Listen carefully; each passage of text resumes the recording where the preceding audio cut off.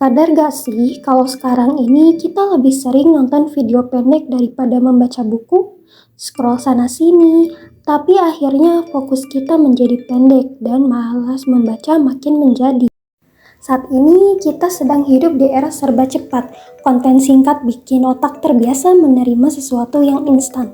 Akibatnya, banyak orang jadi kesulitan membaca lebih lama, gampang terdistraksi, dan akhirnya buku hanya jadi pajangan atau mulai dilupakan. Padahal membaca itu fondasi pengetahuan. Tanpa membaca, wawasan kita menjadi sempit. Fenomena ini bukan berarti kita malas.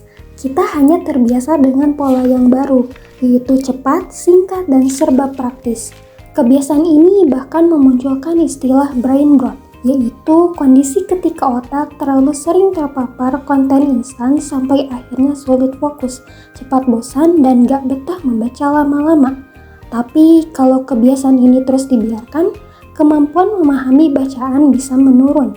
Padahal membaca membantu kita berpikir lebih jernih, kritis, dan kreatif.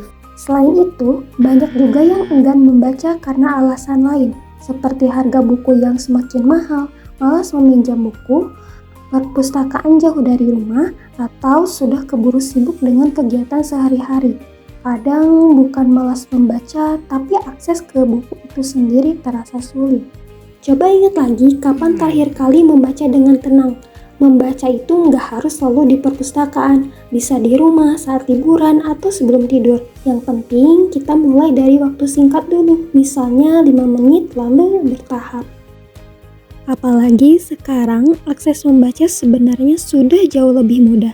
Ada aplikasi perpustakaan digital gratis seperti iPustas atau Jakarta. Ada juga yang berbayar seperti Gramedia Digital atau Google Playbook. Semua itu bisa dipakai kapanpun dan dimanapun. Jadi nggak ada alasan lagi untuk bilang susah dapat buku buat membaca. Mulai sekarang, yuk latih fokus kita pelan-pelan. Matikan notifikasi ponselmu sebentar, ambil atau pinjam buku yang kamu suka, dan baca sebentar aja. Kita nggak harus menyelesaikannya dalam satu waktu. Yang penting mulai aja dulu. Karena kebiasaan baik akan tumbuh kalau kita mengulanginya setiap hari. Buku membuka wawasan, membaca membuka masa depan. Yuk hidupkan lagi kebiasaan membaca.